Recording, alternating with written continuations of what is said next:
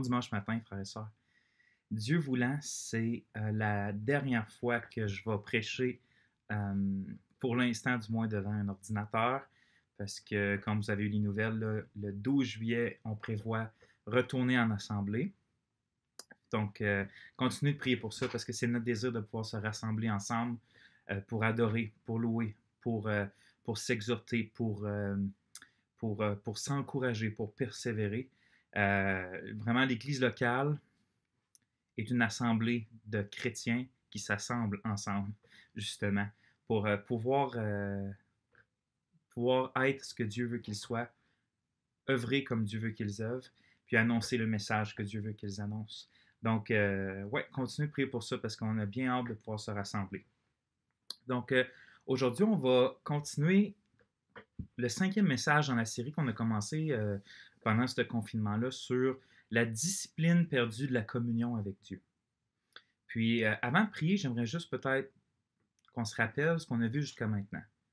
On a vu dans le premier message que la chose la plus importante dans notre vie, la chose que tu as besoin le plus en ce moment, peu importe dans quelle situation tu es, vraiment peu importe dans quelle situation que tu es, c'est de connaître et d'expérimenter à chaque instant l'être le plus extraordinaire, le plus merveilleux, le plus glorieux qui existe, qui est le Seigneur notre Dieu, et ça par Jésus-Christ. On a vu ça dans le premier message. C'est la chose que Dieu dit qui est la plus importante.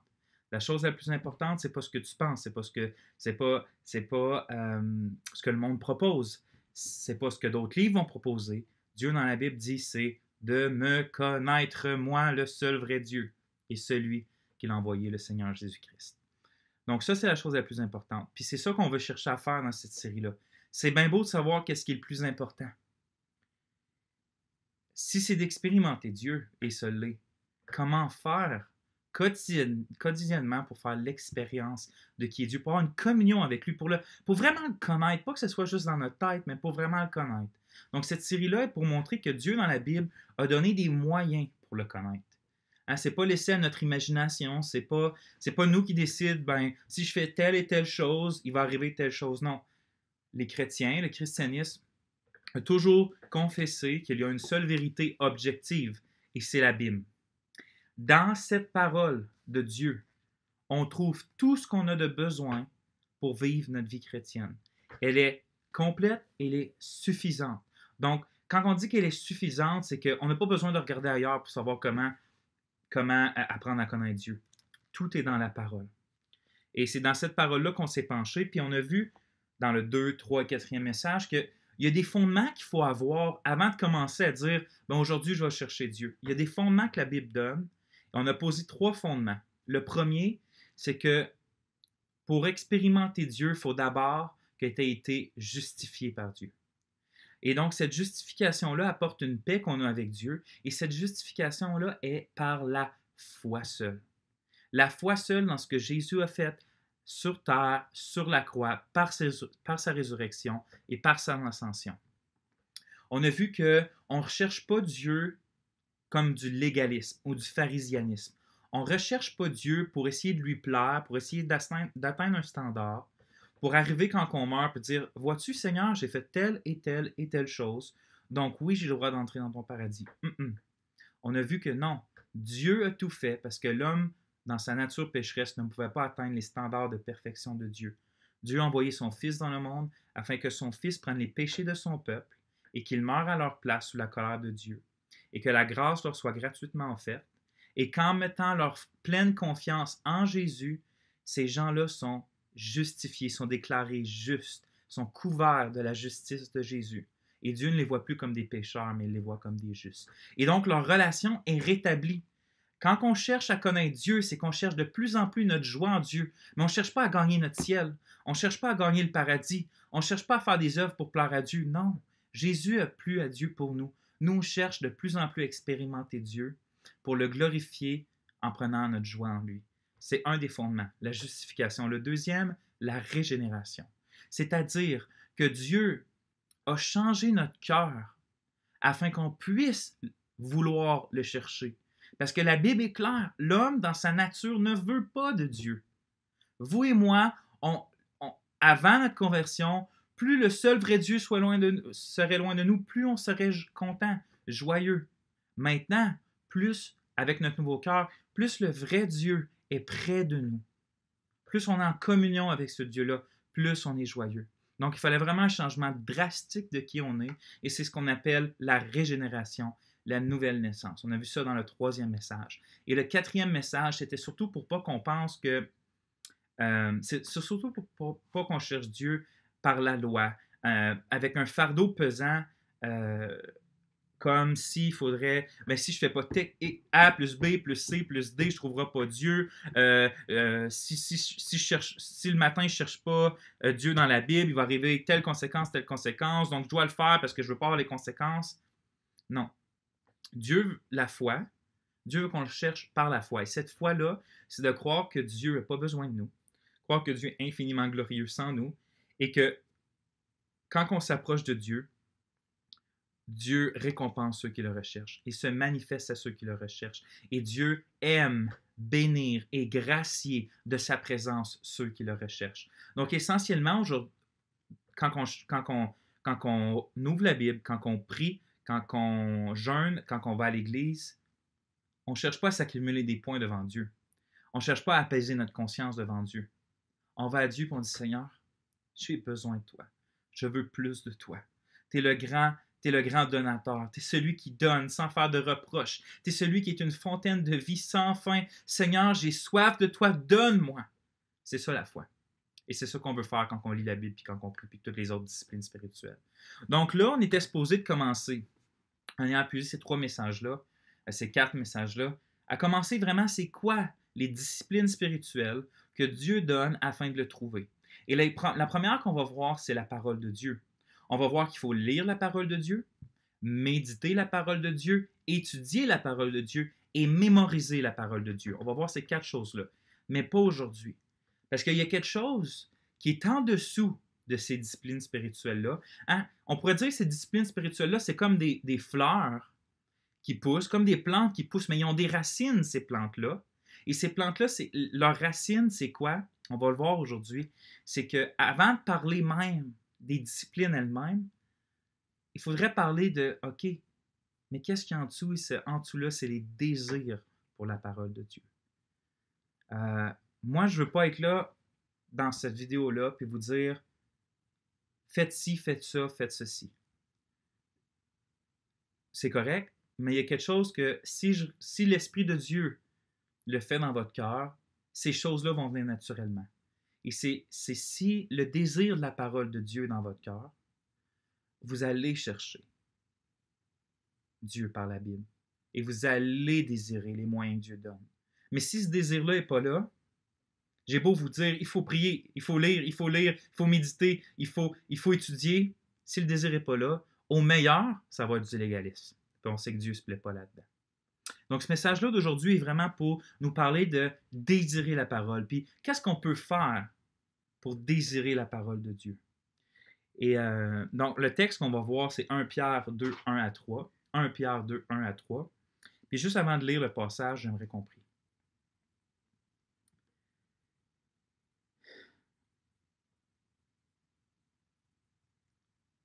Indigne que nous sommes, et que je suis, Seigneur, de venir devant toi.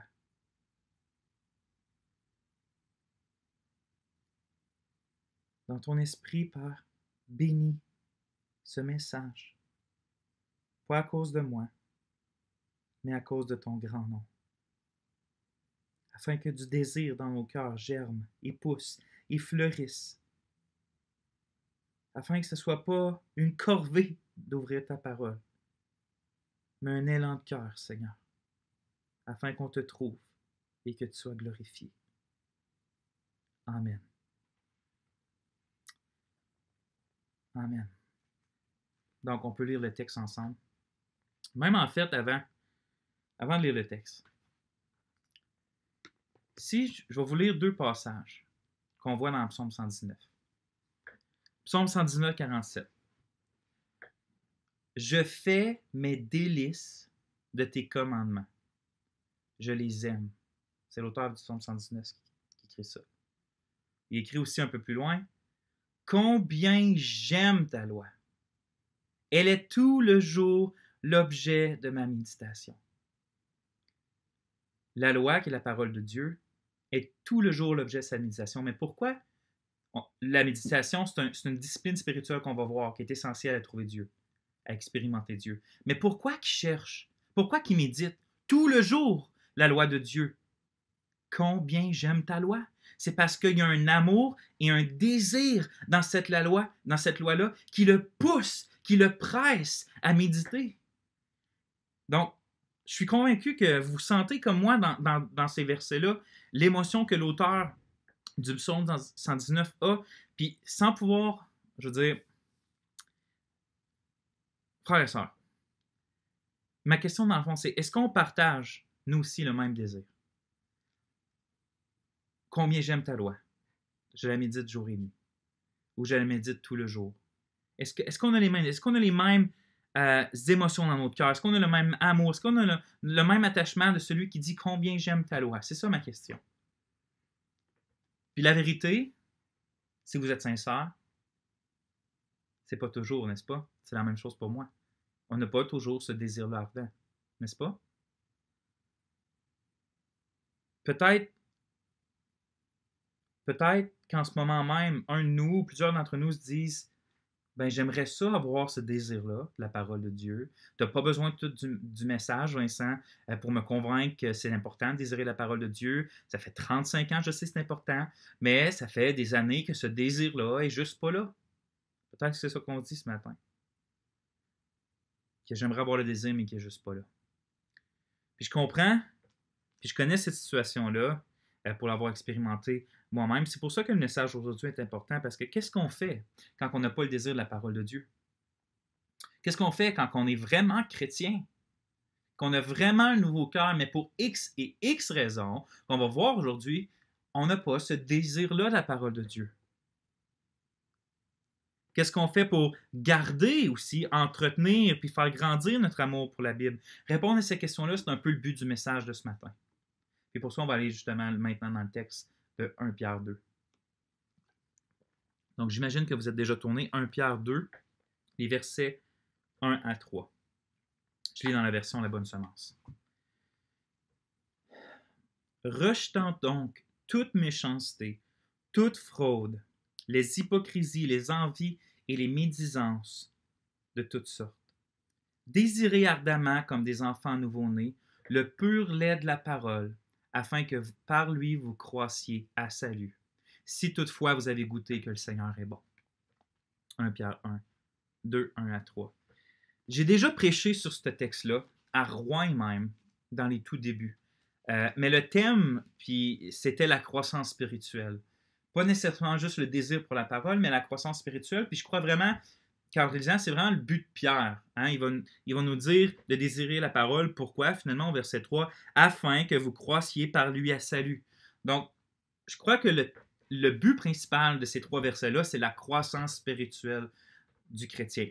Mais c'est pas ce thème-là que je vais aborder aujourd'hui. Je crois qu'on peut regarder ce passage-là aussi, puis y voir, même si ce n'est pas le thème principal, de comment ou par quel moyen on peut cultiver dans notre cœur un désir intense pour la parole de Dieu. Puis j'utilise le mot cultiver parce que tout au long du message, j'aimerais qu'on garde à l'esprit qu'on voit notre cœur comme un jardin là, avec de la terre et des plantes.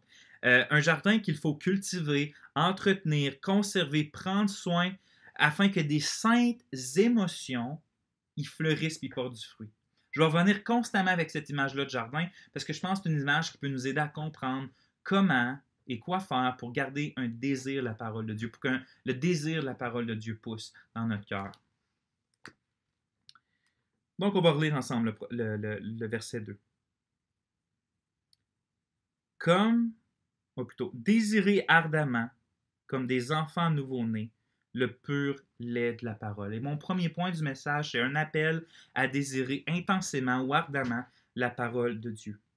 J'attire votre attention sur les mots. Là. Il dit « désirer ardemment ». Pierre ne dit pas « méditer ardemment la parole de Dieu » ou « lisez ardemment la parole de Dieu » ou « mémorisez » ou « mettez en pratique ardemment les Écritures ». Tous ces jours-là, c'est vrai, mais ce n'est pas ça que Pierre dit. Il se contente de nous dire de la désirer ardemment. Puis, le mot grec épipothéo pour le mot désirer, en fait, c'est un mot. Hein. Nous, dans ma version, ils l'ont traduit par désirer ardemment. Peut-être que si vous avez la nouvelle édition de Genève ou les Louis II, vous avez juste le mot désirer.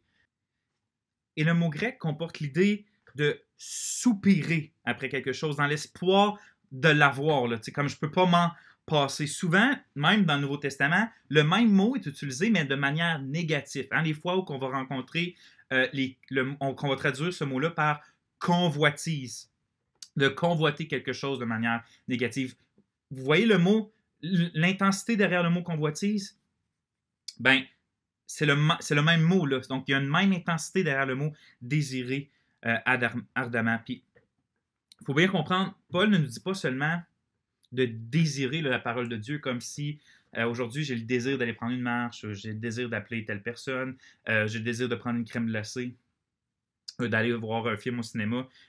Pierre va pas mal plus creux que ça. Il dit non. Il dit la parole de Dieu, là, je veux que vous la convoitiez. Je veux que vous languissiez après elle, que votre cœur tout entier soit brisé par le désir que vous avez de la lire, de la méditer. Puis, qu'elle soit, dans le fond, qu'elle soit votre trésor le plus précieux sur la terre, plus précieux que tout l'or du monde, comme va me dire l'auteur du psaume 119. Et puis, il nous donne même un exemple pour nous montrer quel genre de désir intense on devrait avoir pour la parole de Dieu. Il va le dire juste après. Désirer ardemment comme des enfants nouveau-nés. C'est pas chacun de ceux qui sont à l'église qui ont eu des enfants, mais il y en a quand même beaucoup. Puis, pour le bébé qui vient juste de naître, le lait de sa mère, c'est pas une question facultative. Bon, du moins, le lait tout court, d'avoir de la nourriture.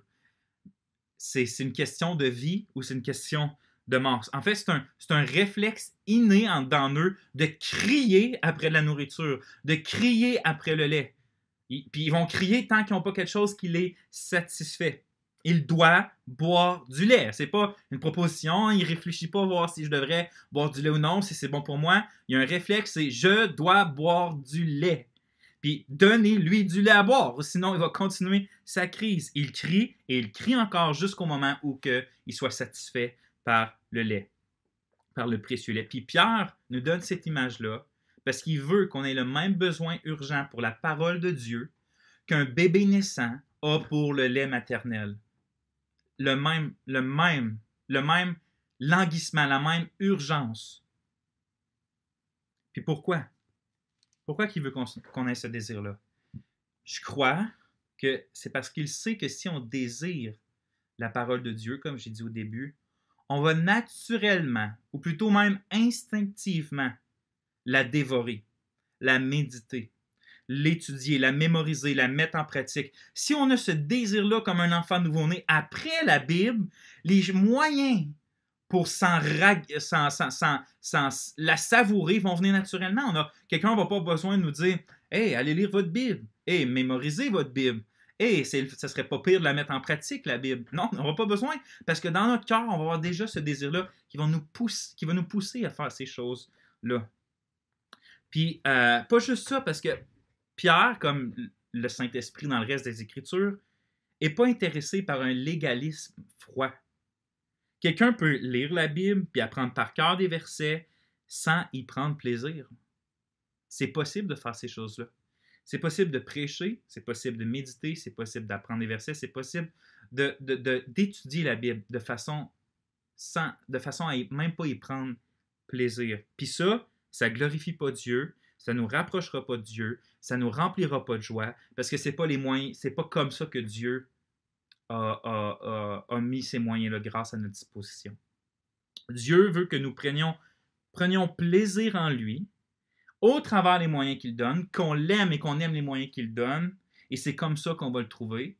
Il veut qu'on aime ses œuvres et tout ce qu'il fait, donc il veut qu'on aime aussi sa parole, qu'on désire sa parole. Donc c'est un peu ça le but suprême du message de matin, c'est qu'on se glorifie en Dieu en prenant plaisir en lui par sa parole. On va voir comment prendre plaisir dans sa parole. Je veux dire les moyens exacts dans les prochains messages. Mais aujourd'hui, on s'arrête et on se dit, désirons-nous à la base même la parole? Puis comment faisons-nous même pour la désirer et préserver ce désir-là dans notre cœur? Peut-être qu'il y a quelqu'un qui se dit, aujourd'hui, en écoutant ça, facile à dire. Il nous dit, Vincent nous dit de désirer la parole un matin. Pierre nous dit de désirer la parole. OK, mais comment on fait pour la désirer?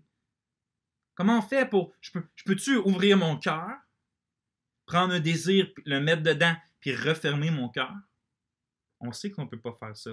Puis, tu peux pas... En fait, tu peux pas vraiment expliquer à quelqu'un comment prendre plaisir en quelque chose. Regardez un exemple.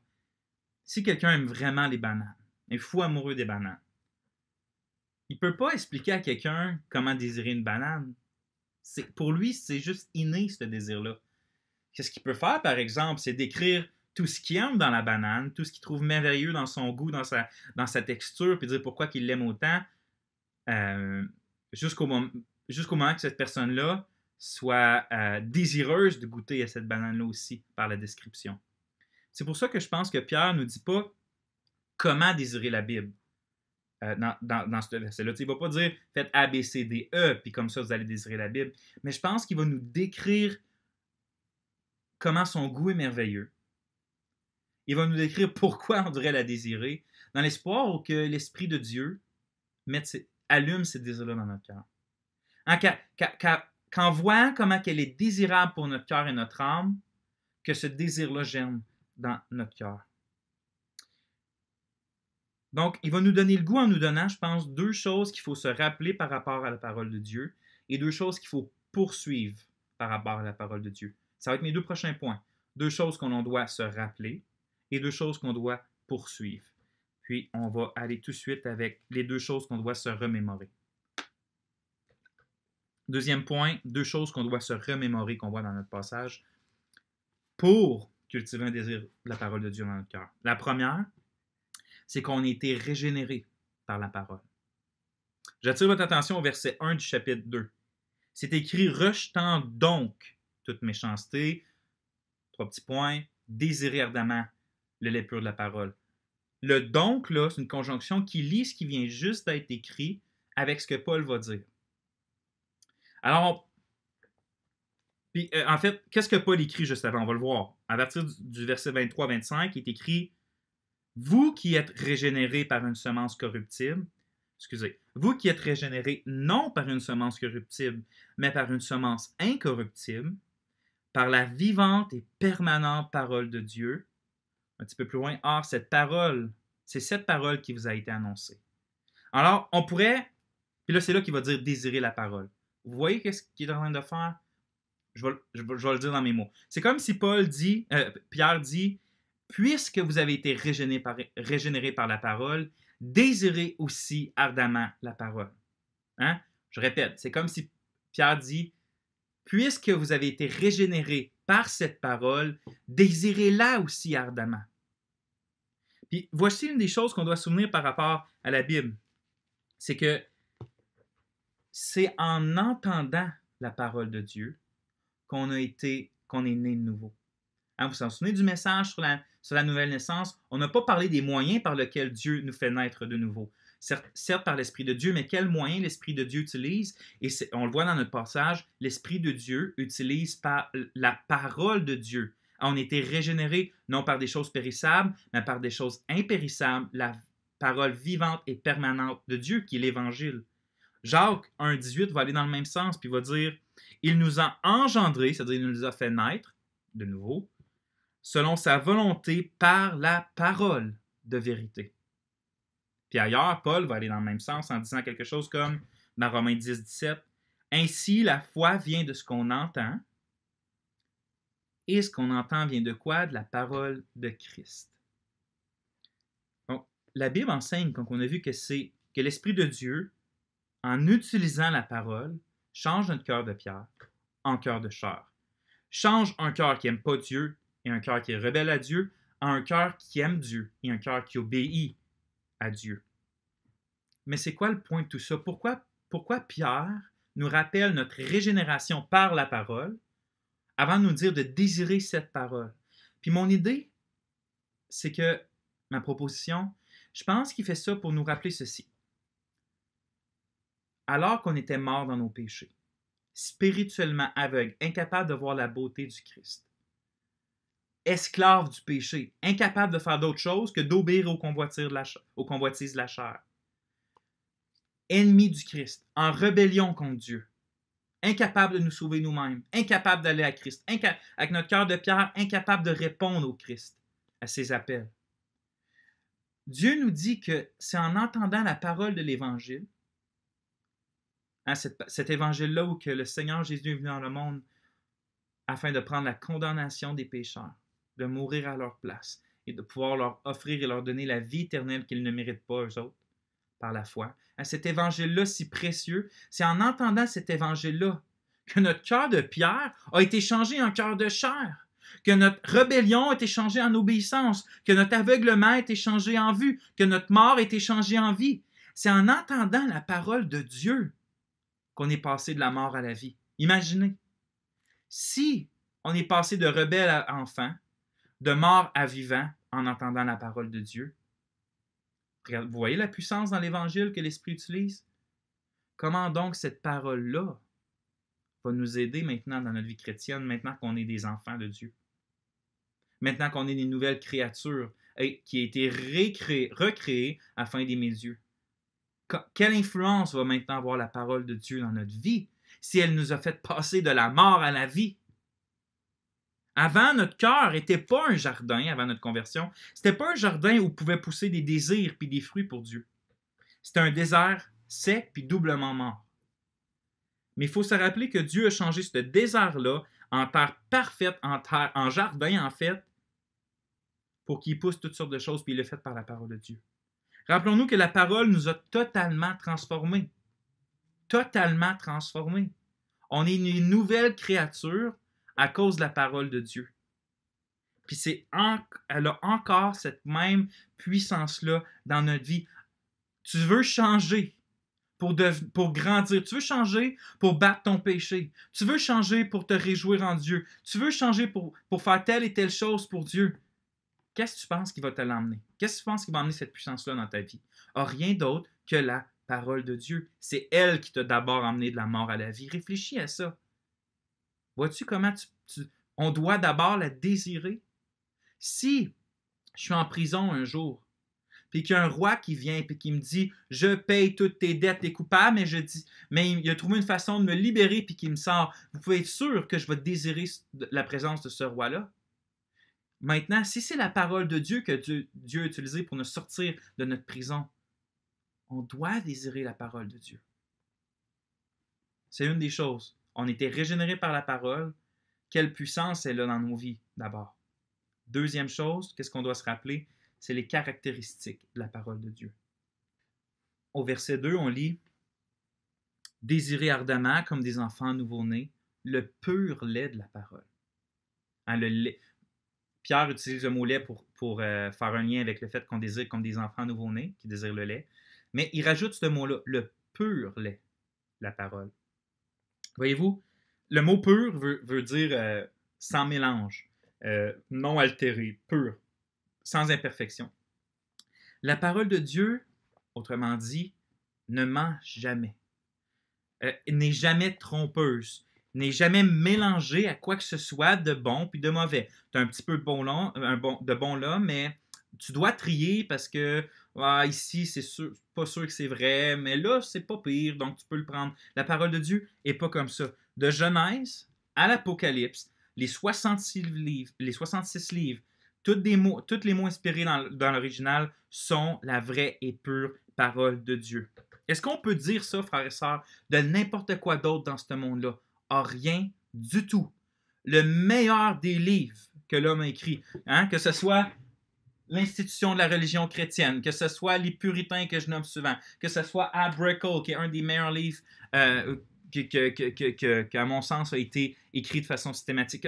Peu importe, on doit toujours, quand on lit ces livres-là, être sur nos gardes. Parce que c'est des hommes qui les ont écrits, non inspirés de Dieu, dans le sens des auteurs bibliques. Donc, on doit toujours dire, est-ce qu'il correspond à la parole? Est-ce que c'est fidèle à la parole? Mais quand on rouvre la Bible le matin, puis que je me mets ça sous mes yeux, et que je médite ça avec mon cœur, je n'ai pas à me poser cette question-là. Ce matin, je me suis levé, puis j'ai lu, j'étais dans Philippiens, puis j'ai lu que Dieu disait « Réjouis-toi en moi, réjouissez-vous dans le Seigneur ». Je n'ai pas à réfléchir même 2 secondes à me dire « Est-ce que le Seigneur, il me dit vraiment de me réjouir en lui? Est-ce que je dois vraiment me réjouir dans le Seigneur? » Non, non, non. Ce matin, j'étais là, seul sur ma chaise, et j'ai lu ça, puis j'ai dit « Le Seigneur me dit de me réjouir en lui. » Voyez-vous? Je n'ai même pas à douter car la parole de Dieu du début à la fin, elle est pure parce que son Dieu est pur. Il n'y a pas un film, pas un livre, pas une série télévisée, pas un jeu vidéo qui est parfait comme la parole de Dieu l'est. Puis soyons sincères, frères et sœurs. Combien de fois le soir, après avoir écouté la télévision pendant des heures, si vous avez une télévision, ou après un film, exemple, on s'est exclamé de joie et de satisfaction à cause du bien-être de notre âme qu'on avait vécu à cause de ce film-là, par exemple. Combien de fois c'est arrivé? Et combien de fois même après ces films-là, puis ces séries télévisées-là, nous ont même enlevé notre désir de la parole de Dieu? Bien plus souvent, c'est ça que ça fait. Ça nous enlève le désir, puis ça ne satisfait pas notre âme, ça la laisse avide, comme si on aurait soif de plus. Mais regardez ce que dit le psaume 19 à propos de la parole de Dieu. 19, 8 et 9. La loi de l'Éternel est parfaite. Elle restaure l'âme. Le témoignage de l'Éternel est véritable. Il rend sage l'ignorant. Les ordonnances de l'Éternel sont droites et elles réjouissent le cœur. Les commandements de l'Éternel sont purs. Il éclaire les yeux. Mes frères et sœurs, quoi désirez? Désirez-vous votre bien-être? Moi, je désire le plaisir de mon âme. Je désire le plus grand plaisir pour mon âme. Et je désire le plus grand plaisir pour vos âmes. Où qu'on va trouver ça, ce plus grand plaisir-là? C'est dans la parole de Dieu. C'est la parole de Dieu seule qui peut te dire pourquoi tu es dans quel état, te montrer comment sortir de quel état, te donner la force de faire telle chose, te réjouir, te consoler, te confronter, te briser, te restaurer, te faire persévérer, te donner plus de foi, te donner plus d'espérance, te changer, t'illuminer. C'est tout par la parole de Dieu. Il n'y a pas un ministère que l'Esprit va utiliser sur cette terre-là plus que le ministère de la parole de Dieu. Qu'elle soit prêchée, qu'elle soit lue, qu'elle soit méditée, qu'elle soit mémorisée, peu importe. L'Esprit qui a inspiré la parole de Dieu utilise toujours la parole de Dieu. Et donc, si vous aimez votre âme, désirez la parole de Dieu, car c'est par ça que vous allez faire du bien à votre âme. Car c'est par ça, comme on va voir, que Dieu se révèle à votre âme. Elle est parfaite pour vous faire grandir, elle est parfaite pour vous restaurer, elle est parfaite pour nous faire vivre, elle est parfaite pour nous réjouir. Si vous voulez grandir dans votre désir pour la parole de Dieu, méditez tout ce que la parole de Dieu est. Elle est votre nourriture. Elle est votre réjouissance. Elle est votre assurance. Elle est votre fondement. Elle est pure et sans reproche. Maintenant, mon troisième point. On vient de voir 2 choses qu'on doit se rappeler. Lesquelles? Se rappeler qu'on a été régénéré par cette parole, donc combien elle est encore puissante dans nos vies pour nous faire trouver Dieu et nous faire avancer dans la vie chrétienne. Et 2, que cette parole-là, elle est pure, comme rien d'autre dans cette vie. Troisième point, 2 choses qu'on doit poursuivre. La première, on doit poursuivre, si on veut un désir pour la parole de Dieu, notre croissance spirituelle en tant que chrétien. Comme j'ai dit au début, en fait, on va lire le verset 2, où que je vois ce point-là. Verset 2, « Désirez ardemment, comme des enfants nouveau-nés, le pur lait de la parole, afin, donc pour dans le but que, vous croissiez par lui, c'est-à-dire par le lait pur, la parole, donc afin que vous croissiez par lui à salut. » Comme je l'ai dit au début, le but de Pierre dans ce passage-là, c'est premièrement notre croissance spirituelle. Il est écrit ici que le moyen d'y arriver, de grandir spirituellement, c'est la parole de Dieu. C'est comme si Pierre disait, si vous désirez grandir spirituellement, désirez la parole de Dieu. C'est elle qui va vous faire grandir spirituellement. Puis à cause que Pierre dit ça, je pense qu'on peut aussi l'inverser et que ça reste aussi vrai. On pourrait dire aussi, si vous désirez la parole de Dieu, ou si vous désirez la parole de Dieu, ben désirez grandir spirituellement. Autrement dit, je crois que l'une des raisons pourquoi si souvent on perd le désir de la parole de Dieu, c'est parce que on ne prend pas notre croissance spirituelle au sérieux.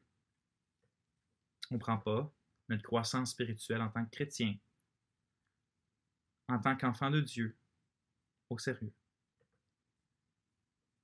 Voici une question qu'il faut se poser. Est-ce que je prie plus pour mon confort sur terre que ma conformité au Christ qui vit dans les cieux?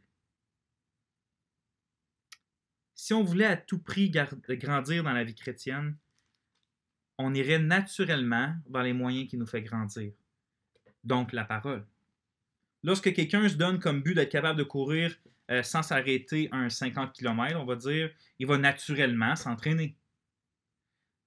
Et si on veut retourner à notre image de jardin, j'ai dit que j'allais l'utiliser aujourd'hui, si on désire pas avoir des pommes, on ne va pas planter des graines de pommier. Si on désire des pommes, on va planter des graines de pommier. Tu vas même les arroser, tu ne vas pas juste les planter, mais tu vas les arroser, tu vas en prendre soin, tu vas mettre de l'engrais, puis tu vas faire ça jusqu'à temps que tu aies les pommes que tu désires au bout de la ligne. Voyez-vous, on a été régénérés pour grandir jusqu'au jour de Jésus-Christ, jusqu'à temps que notre Seigneur vienne nous chercher. Il ne nous a pas sauvés pour attendre puis rien faire avec nous jusqu'à la fin. Oui, il nous a régénérés. Oui, il nous a justifiés. Mais jusqu'à là, il travaille en nous pour faire le vouloir et le faire. Il nous sanctifie, nous faire grandir, nous faire expérimenter de plus en plus sa joie, sa gloire et sa puissance et sa grâce. C'est ça notre but, de grandir. Il faut commencer à prendre notre sanctification au sérieux, à désirer porter du fruit pour la gloire de Dieu, à rechercher notre joie en Dieu, et alors va grandir notre désir pour la parole de Dieu. Mais si on ne désire pas grandir en Dieu, on ne peut pas s'attendre à désirer les moyens qui vont nous faire parvenir. C'est une chose, désirer grandir. Une deuxième chose, une plus grande communion avec notre Seigneur Jésus-Christ. La deuxième chose qu'on doit poursuivre. La première, désirer grandir. La deuxième, désirer une plus grande communion avec notre Seigneur Jésus-Christ. Puis ça, c'est comme le point le plus ultime que je pourrais dire dans mon message parce que c'est le point de la série. Regardez au verset 3 où je le vois. Puis à chaque discipline spirituelle, on va voir comment c'est connecté avec le fait d'expérimenter Dieu. Mais encore ici, on le voit. On va commencer au verset 2, on va aller jusqu'au verset 3. Comme des enfants nouveaux, désirez ardemment, comme des enfants nouveau-nés, le pur lait de la parole, afin que vous croissiez par lui à salut, si toutefois vous avez goûté que le Seigneur est bon. Puis la phrase, il y a un si là, mais la phrase en grec, pour de vrai, elle laisse aucun doute sur la réponse qu'on devrait donner. C'est comme si Pierre dit, si vous avez goûté que le Seigneur est bon, et vous y avez goûté que le Seigneur est bon. Son but donc, de nous motiver en nous rappelant que nous avons goûté combien le Seigneur est bon depuis notre conversion. C'est comme s'il disait, puisque vous avez goûté que le Seigneur est bon, désirez-le plus encore, et ce moyen-là de l'expérimenter plus, et en désirant la parole de Dieu plus, qui va vous emmener à avoir une plus grande communion avec Dieu. Puis, voici ce que je veux dire. Que cultiver un désir de la parole de Dieu, que pour cultiver un désir de la parole de Dieu, il faut désirer aussi une plus grande intimité avec Christ. Notre but ultime, et ça c'est important, notre but ultime de lire la Bible, c'est pas de lire la Bible pour dire qu'on a lu la Bible. Pour dire à notre conscience, voilà, j'ai lu la Bible, arrête de m'accuser, je l'ai lu la Bible. C'est pas ça. Pourquoi qu'on veut lire la Bible? Pourquoi moi, dans les prochains messages, je vais vous dire, méditez la Bible, lisez la Bible, étudiez la Bible, puis mémorisez la Bible. Pour que vous puissiez dire après, ah ben j'ai fait ces 4 choses-là, je suis un bon chrétien. Non. Est-ce que vous avez goûté que le Seigneur est bon? Si oui, Et c'est le cas si vous êtes chrétien. Vous avez goûté combien le Seigneur est bon. Est-ce que vous ne désirez pas encore plus de lui? Désirez-vous pas encore plus de ses grâces, de son amour, de sa bonté, de sa force, de sa gloire dans votre vie, de la manifestation de qui est Jésus dans votre vie? Je suis persuadé que oui. C'est pour ça que vous devez désirer la parole de Dieu. Regardez le psaume 119:10. Je te cherche de tout mon cœur. Ne me laisse pas m'égarer loin des commandements. Pourquoi l'auteur ne veut pas s'en aller loin de la parole de Dieu? Parce qu'il cherche Dieu de tout son cœur. Il sait que c'est dans cette parole-là qu'il va le trouver. Puis voilà où que moi, personnellement, je me suis égaré si souvent dans ma vie chrétienne, puis où je m'égare encore si je ne fais pas attention. C'est si facile de rechercher la connaissance, la paix, la sagesse, ou n'importe quoi d'autre dans la Bible, mais de ne pas rechercher le Christ lui-même. Puis si c'est toutes des bonnes choses, ces choses-là, la connaissance, la sagesse, puis la paix, mais elle découle pas juste d'une lecture, juste d'une méditation, elle découle de Christ. Et donc, dans ces choses-là, c'est Christ qu'on va trouver pour avoir la paix, la sagesse, l'amour, la puissance, la joie.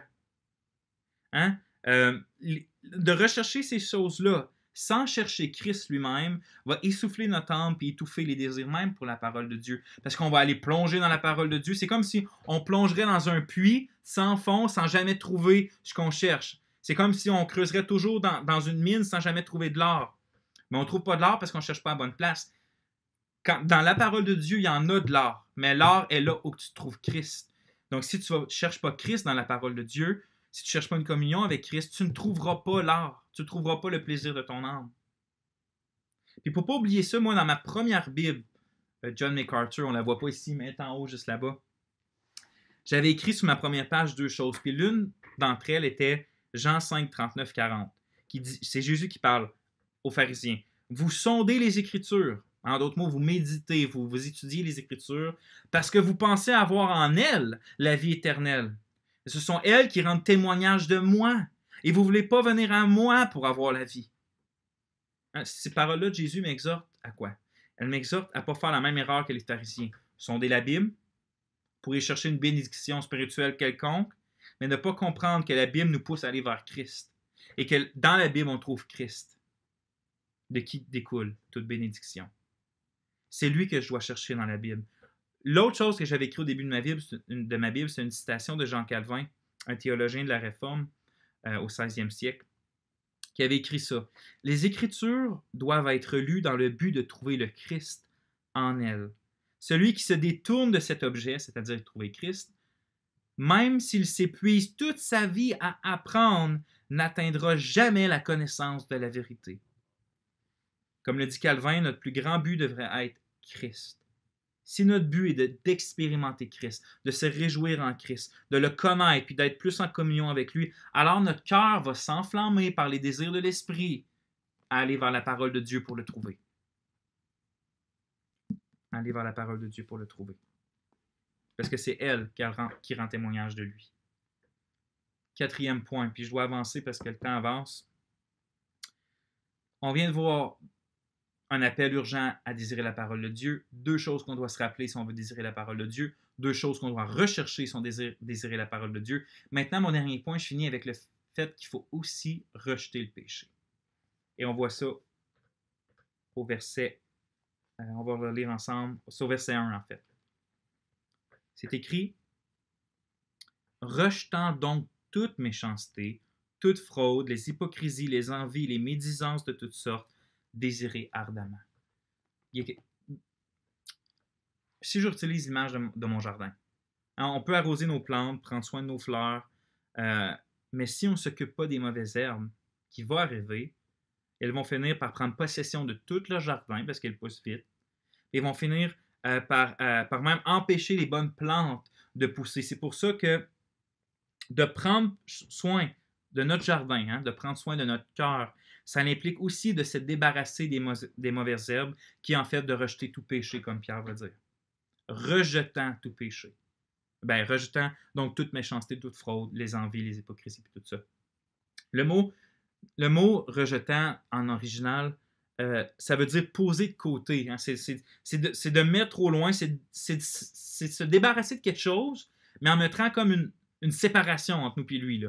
Cette chose-là ne peut plus venir vers moi, puis je ne peux plus aller vers lui. Puis on parlait de ce mot-là, on utilisait ce mot-là dans le temps du Nouveau Testament puis de l'Ancien pour se débarrasser d'un objet souillé. Hein. C'est quelque chose de souillé, d'impur. On le jette au loin, on s'en débarrasse, on ne le touche plus jamais. Donc, Paul exhorte ses lecteurs à rejeter, à se débarrasser continuellement du péché, de sorte qu'il y ait une démarcation claire entre eux et le péché. Puis, frères et sœurs, est-ce que c'est le cas dans notre vie? Est-ce que on sait qu'on est en guerre contre le péché ou on pense que la vie chrétienne, c'est juste quoi, de croire en Jésus sans être dans un combat? Non. Du moment qu'on est sauvé, on est amené sur un champ de bataille qui est celui contre les forces spirituelles, démoniaques, contre le péché et contre les idéologies du monde qui sont anti-Dieu. Et donc, notre chair est un ennemi quotidien qu'on a. Puis, il ne faut pas penser que si on est engagé, on n'est pas engagé dans cette guerre-là, comme si on est nonchalant dans cette guerre-là, que le désir pour la parole de Dieu va vraiment grandir dans notre vie. Pierre, il nomme plusieurs péchés spécifiques, la méchanceté, la fraude, les hypocrisies, puis j'avais prévu avoir du temps pour en parler de chacun d'elles, chacun d'eux, mais j'aurai pas le temps.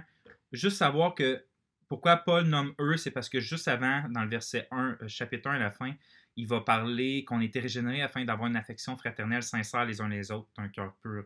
Donc, un des buts du fait qu'on ait été sauvés, régénérés, c'est parce que c'est pour avoir un amour fraternel. Donc, il va nommer des péchés qui sont carrément contradictoires à ça. Mais il n'est pas en train de dire que c'est juste ces péchés-là puis pas d'autres. Tous les péchés dans notre vie sont constamment en guerre contre les désirs pour Dieu. Tes convoitises pour le péché sont en guerre contre les désirs pour Dieu. Puis si tu laisses place à tes convoitises charnelles, les convoitises ou les désirs de l'esprit vont diminuer. Donc, il ne faut pas penser qu'on peut être nonchalant là-dedans. Je veux dire, si je manque de désir pour la parole de Dieu, une des bonnes questions à se poser, c'est est-ce que je recherche Dieu premièrement dans ces choses-là? La deuxième, c'est est-ce que je suis en guerre contre mon péché? C'est important de se poser cette question-là parce que si on a une nouvelle relation avec Dieu, c'est parce qu'on a une nouvelle relation avec le péché. Et cette relation-là, avec le péché, c'est de la haine qu'on devrait avoir, de l'inimitié. Il ne faut pas se leurrer. Ce péché-là est comme des mauvaises herbes qui vont étouffer les désirs de la parole de Dieu. Je connais des frères et sœurs, puis pour l'avoir moi-même expérimenté, quand tu vas laisser libre cours à un péché dans ta vie pour un certain temps, la première chose qui va partir, c'est le désir de la prière, puis le désir de la parole de Dieu. Ensuite de ça, ça va être le désir de la communion avec les frères et sœurs. Les premières choses qui vont disparaître, c'est pas le désir de lire un livre théologique. J'ai averti un jeune homme que j'aime beaucoup ces derniers temps, puis il me posait des questions, puis une des réponses que je lui avais données, c'était justement fais attention parce que le péché dans ta vie va t'enlever le désir de la parole de Dieu, mais pas nécessairement le désir de lire un livre théologique. Puis Satan, il va être bien content s'il peut te faire lire un livre théologique pour négliger la parole de Dieu. Donc oui, le péché enlève les désirs pour Dieu. Êtes-vous engagé dans cette guerre-là? Êtes-vous engagé pour détruire la paresse dans votre vie? Enlever la jalousie dans votre vie? Vous savez, c'est bien rare. Ça arrive, mais c'est bien rare dans les milieux chrétiens qu'on entend des choses comme des meurtres, puis des gros péchés comme ça. Oui, ça arrive, mais ce n'est pas la norme. Mais combien, malheureusement, sont présents les péchés que Pierre va nommer? La méchanceté, les hypocrisies, les envies, les médisances. Puis, c'est pas à cause que tu ne regardes pas la pornographie, puis que tu ne voles pas, que tu es correct. As-tu des envies dans ton cœur? As-tu des jalousies dans ton cœur? As-tu la médisance dans ton cœur? Savais-tu que quand tu parles contre ton frère et ta soeur un mercredi soir ou un jeudi soir, comme ça, tu fais un peu de médisance, ça peut être même pour ça que ça fait 6 mois ou 6 ans que tu n'as pas de désir pour la parole de Dieu. Parce que tu es en train d'attrister le Saint-Esprit qui te donne ces désirs-là. On lit ça dans la parole de Dieu, dans Éphésiens, qu'on peut attrister l'Esprit de Dieu par nos fautes. Puis, une des fautes dans le contexte d'Éphésiens, c'est justement les fautes du manque d'amour envers les frères et sœurs. Puis, même si j'ai dit tantôt que si on fait attention, si on arrache les mauvaises herbes, puis si on prend soin du jardin de notre cœur, naturellement, les désirs pour la parole puis pour Dieu vont pousser. J'ai utilisé le mot naturellement, mais en fait, je devrais dire plutôt spirituellement. Parce que c'est pas nous qui peut faire germer ces désirs-là. C'est l'Esprit de Dieu qui peut les faire germer. Puis l'Esprit de Dieu utilise les moyens, mais si on attriste l'Esprit de Dieu, comment pouvons-nous espérer que cet Esprit-là fasse mettre des désirs dans notre cœur pour lui, pour Dieu, pour sa parole ou pour la prière? C'est pour ça que le rejet continuel du péché, c'est plus qu'important. Il faut arrêter de le tolérer dans notre vie comme si ça serait normal. Il faut s'engager à le mettre à mort tout le temps si on veut désirer puis prendre plaisir en Dieu. Le psaume 119-101 va dire « Je retiens mon pied loin de tout mauvais chemin afin de garder ta parole. » Il y a un but à mettre nos péchés à mort. Pas parce qu'on veut gagner notre ciel, pas parce qu'absolument on veut avoir une bonne conscience, c'est parce qu'on veut plus de Dieu dans sa parole. C'est pour ça qu'on retient notre pied de loin, loin de tout mauvais chemin. En tournant nos yeux vers l'évangile de notre Sauveur, trouvons notre force là pour combattre dans sa mort trouvons la force dans sa mort et sur la croix pour combattre nos péchés, puis soyons victorieux par sa grâce, frères et sœurs. La victoire est la nôtre tant qu'on se confie en Jésus-Christ. Maintenant, puis je dois finir, mais quand même, qu'est-ce qu'on fait? Même avec tout ça, si des fois, je n'ai pas les désirs de la parole de Dieu. S'il est juste pas là, ça fait X nombre de temps. Quoi faire? Puis j'ai un conseil, puis je vais utiliser une illustration pour le montrer. Mon Noam, mon plus vieux, quand il était bébé, Noam, pour ceux qui le connaissent, vous savez qu'il est actif pas mal. Puis même quand il était bébé et qu'il vivait encore au sein, il avait vraiment, vraiment soif. Mais il ne voulait pas aller au sein de sa mère parce que c'était trop calme, c'était trop doux, c'était trop intime. Puis lui, il voulait faire des choses, il voulait voir la vie. Il a toujours été comme ça, Noam. Donc, il ne voulait pas s'arrêter pour se calmer, pour boire. Même si sa vie dépendait de ce moment-là, c'était trop calme pour le faire. Puis, dans le fond, autrement, il était stupide, que voulez-vous? J'ai pas honte à le dire. C'est un bébé, puis il était prêt à sacrifier sa santé parce qu'il voulait explorer. Mais nous aussi, frères et sœurs, on fait ça. Autrement, nous aussi, on est stupides dans notre vie chrétienne. Puis je le dis en me pointant moi le premier du doigt. Parce que nous aussi, à cause de notre cœur régénéré, on a une extrême soif de la parole de Dieu. Extrême soif. Puis même si ça fait longtemps que vous ne l'avez pas médité, étudié, puis lu, puis mémorisé, puis vous pensez que vous vous en sortez bien, arrêtez-vous, arrêtez votre travail, arrêtez tous vos jeux, arrêtez tout ce que vous faites, là, puis allez un petit 5 heures dans le bois, puis vous allez voir que le désir de la parole de Dieu, il crie en vous comme un bébé qui ça fait 2 jours qu'il n'a pas bu. Mais nous aussi, on a ça, ce désir-là, mais on ne veut pas aller dans la douce et calme communion de Dieu, s'arrêter pour boire notre lait spirituel. Parce que, comme j'ai dit, on est insensé, nous aussi, on est stupide. Alors, qu'est-ce que mon fils faisait? Qu'est-ce qui arrivait avec mon fils à ce moment-là? Ben, il criait, puis il pleurait, puis il faisait de toutes ses forces, puis sa mère, qu'il connaissait, Caroline, le laissait faire assez. Elle le laissait faire juste à temps qu'il s'épuise de fatigue. Puis alors là, à ce moment-là, il était prêt, il venait sur le sein, puis il était assez calme pour boire, profiter de sa nourriture, de la chaleur de sa mère, d'un temps d'intimité avec sa maman. Finalement, il profitait de sa nourriture, puis de sa maman. Donc, mon conseil, c'est que si c'est votre cas, que vous ne désirez pas la parole, que vous désirez n'importe quoi d'autre plus que la parole en ce moment, criez et pleurez jusqu'à l'épuisement. Et faites-le jusqu'à temps que votre maman, excusez-moi, faites-le jusqu'à temps que votre papa vous prenne dans ses bras et vous nourrisse de sa parole. Criez et pleurez jusqu'à temps que l'Esprit de Dieu vienne, vous apporte dans ses bras, vous fasse goûter à sa bonté au travers de la parole de Dieu, et que vous goûtiez à la joie de votre salut et de la communion avec Dieu. Donc, mon conseil, c'est de pleurer à Dieu comme le faisait David, pas David, mais l'auteur du psaume 119, qui est peut-être David, Ouvre mes yeux, au verset 18. Ouvre mes yeux pour que je contemple les merveilles de ta loi. Voyez-vous? Ouvre mes yeux pour que je contemple les merveilles de ta loi. Au verset 27, fais-moi comprendre la voie de tes ordonnances et je méditerai sur tes merveilles. Mais fais-les-moi voir d'abord. Donne-moi l'intelligence pour que je garde ta loi et que je l'observe de tout mon cœur. Donc, en conclusion, frères et sœurs, Dieu a tout fait. Il nous a sauvés, il nous a donné un nouveau cœur et des nouveaux désirs.